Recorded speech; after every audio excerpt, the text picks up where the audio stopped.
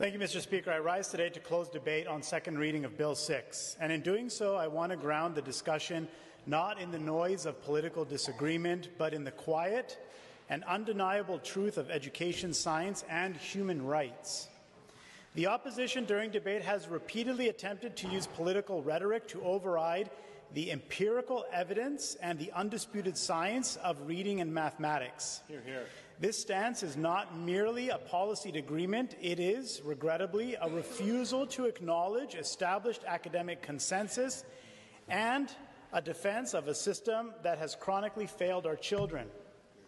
The debate we are having now is not hypothetical, Mr. Speaker. It is about a system that has operated under a wait-and-fail model for far too long.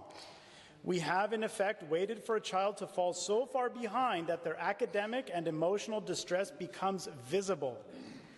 This delay is an ethical failure.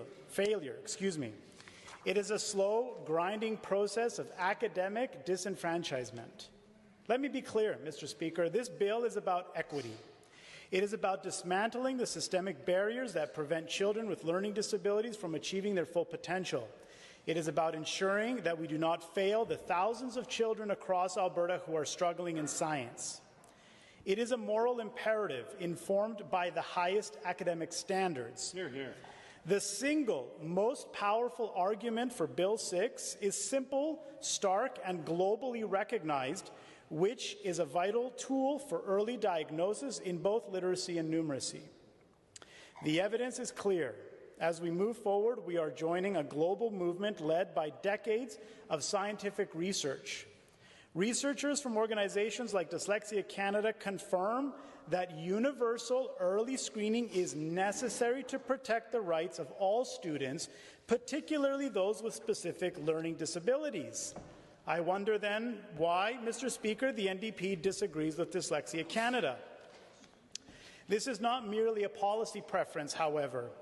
It is a human rights issue, explicitly stated in the findings of the Ontario Human Rights Commission's report, The Right to Read Inquiry. This report called on the Government of Ontario to mandate universal screening for all students from K to 2. I wonder why, Mr. Speaker, the NDP disagrees with the Ontario Human Rights Commission. To continue the status quo of a wait-to-fail model which relies on teacher observation rather than proactive data-based risk assessment is to actively endorse systemic failure. This legislation is our opportunity to move from a reactive, deficit-based system to a proactive, evidence-based system. The opposition has questioned the scientific foundation of this bill, yet the evidence is homegrown, peer-reviewed, and internationally validated. The scientific backbone of this legislation comes directly from our own province, from researchers who have spent decades combating reading difficulties. The screening tools and the associated intervention programs were designed and developed by a distinguished Albertan, Dr. George Georgiou. He is a professor of educational psychology at the University of Alberta and the director of the J.P. Das Centre on Developmental and Learning Disabilities. Dr. Georgiou's work is not merely local, it is internationally recognized. He has been inducted into the Royal Society of Canada, the highest academic honour in our country, for his contributions to the field of educational psychology, and he has earned the Alberta Teachers Association's Educational Research Award in 2019. The reason for his acclaim is the clear and measurable results of his work, which strictly adhere to the principle of structured literacy and the science of reading. His intervention program focuses on essential components, including phonological awareness, phonics, fluency, vocabulary, and comprehension. By meticulously targeting the core deficits associated with dyslexia, this Alberta-developed methodology has proven its superiority. The evidence from his studies is the most compelling argument for this bill. Dr. Georgiou's study has demonstrated that his targeted programs could reduce the number of at-risk readers to as low as 1.4% of the original cohort. This reduction is not marginal. It represents a nearly complete eradication of widespread reading risk through early intervention. This is the key, Mr. Speaker. His research is not theoretical. It produces results. Dr. Georgiou's intervention program, which Alberta Education has made available to all school boards, has helped thousands of Alberta students. The data is overwhelming. In rigorous studies, 80% of struggling readers improve their reading level by a year and a half in just 4.5 months of intervention. This transformation is achieved through targeted, evidence-based instruction, demonstrating the profound plasticity and responsiveness of the young mind. This is not just policy. This is, in fact, miraculous, life-changing science made here in Alberta. To dismiss Bill 6 is to dismiss the proven efficacy of our own provincial academic leaders and researchers. Our approach is rooted in the academic consensus that effective screeners must align with the foundational skills of reading and numeracy. This is not a curriculum-based quiz, Mr. Speaker. This is a forensic, psychometrically sound diagnostic tool designed for early identification. The core strength of the high-quality screeners mandated by Bill 6 is their focus on specific predictive foundational deficits, which are crucial for decoding the English language. This approach moves past general observations and directly identifies the root causes of a student's reading difficulties. Phonological awareness is the overarching ability to recognize and manipulate the sound structure of spoken language, independent of meaning. It's an auditory skill that exists before a child even sees a letter. This ability is repeatedly cited as one of the strongest predictors of later reading success. The screeners target several levels within this hierarchy, including syllable awareness, rhyme awareness, which includes recognizing that words sound alike, onset rhyme awareness, and phonemic awareness. Research, including that supported by the National Reading Panel in the United States, confirms that deficits here, often termed the phonological core deficit, are the single most common cause of reading difficulty, including dyslexia. Studies like those by Torgerson have established that at least 80% of all poor readers demonstrate a weakness in this area, in phonological awareness. Without strong phonological awareness, a student is unable to move forward. They cannot successfully apply the logic of reading because they cannot consciously hear the sounds that letters are supposed to represent. The second vital deficit targeted by the screeners is the alphabetic principle, an important foundational skill that is assessed through the letter name, sound, or lens test. This is the understanding that written letters and letter patterns represent the sounds of spoken language. This principle is the bridge that links auditory awareness to written text. Screeners assess a child's early understanding of letter-sound correspondence and their ability to quickly retrieve those associations. The high-quality screeners in Bill 6 confirm whether a child has secured these foundational skills. Essentially, the screeners ask, A, can the child hear the sounds in the words, and B, can the child link those sounds to their corresponding letters? When the answer to either question is no, the screener immediately flags them as high risk.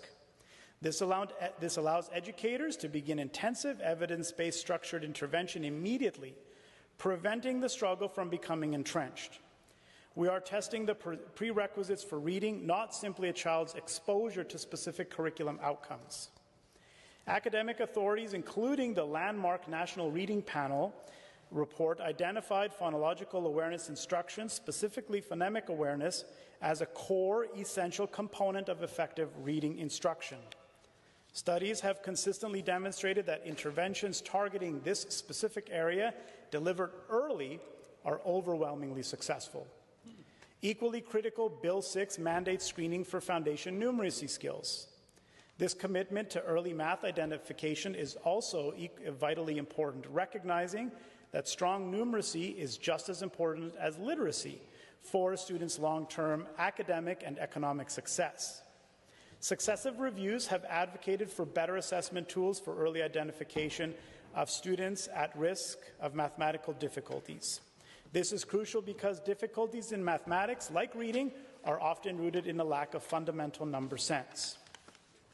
The government provided numeracy screeners measure a child's developing mathematical knowledge in 3 areas: number knowledge, number relations, and number operations. Furthermore, failure to acquire the 4 key early numeracy skills, as oral counting, numeral identification, quantity discrimination, and missing number, may result in a difficulty acquiring more advanced skills, as they are precursors to understanding formal mathematics. By legislating these screeners, we are ensuring that we catch the early emergence of mathematical learning difficulties, also known as dyscalculia, which affect an estimated 5 to 14% of children. For example, children who remained in the lowest 10th percentile in mathematics in kindergarten often score 2 standard deviation units below their peers 5 years later, illustrating the profound and persistence of early gaps. Improved math skills are associated with tangible life outcomes as well. Mr. Speaker, a large-scale meta-analysis of 54 longitudinal studies over 58,000 students found that early numeracy measured before grade 1 significantly predicted later math performance. As well, the widely cited study, School Readiness and Later Achievement, published in the Journal of Developmental Psychology in 2007, was another major study in the United States, found that early math skills at kindergarten entry were a strong predictor of success later through grade 5. The goal of Bill 6 is to identify risk status and enable the appropriate allocation of resources to support effective intervention. The focus must be on foundational deficits. Universal screeners are designed to assess those highly reliable research-backed predictors of reading disability, regardless of the specific textbook or curriculum used. Delaying intervention, Mr. Speaker, until later grades creates an academic and emotional deficit that is almost impossible to overcome. By grade 4, reading shifts dramatically from learning to read to reading to learn. Students who begin older elementary grades lacking foundational skills face compounding academic challenges across all subjects and, of course, struggle with mental health and self-esteem challenges. Mr. Speaker, we also cannot forget the profound human cost. These delays carry a severe emotional burden. Literacy difficulties are well established to be associated with emotional and behavioral disorders. The constant failure, the public embarrassment of being unable to read at grade level, the struggle to complete homework, and the subsequent withdrawal from academic life can lead to anxiety, depression, and lifelong underachievement. We must act now, Mr. Speaker. Mr. Speaker, we are not an outlier, however, in Alberta. We are fulfilling a national consensus driven by human rights investigations and scientific evidence. Yet, the opposition is ignoring Dyslexia Canada, ignoring the Ontario Human Rights Commission, and ignoring researchers at the University of Alberta in favour of political rhetoric. I also want to discuss very briefly the claim that the government is prioritizing testing over resources. Mr. Speaker, this is a classic straw man argument. Data and resources are interdependent but complementary. The testing is not the goal. The data from the testing is the indispensable tool for resource allocation.